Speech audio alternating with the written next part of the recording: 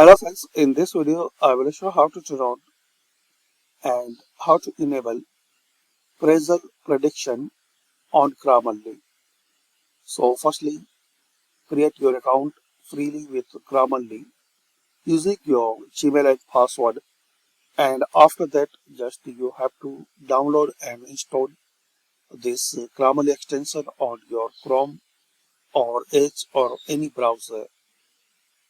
And after that, after login successfully, click on this G icon here, and here is the option show phrasal prediction, and it's now beta version, so you can turn on. Just select the setting to on position, and also you can turn off.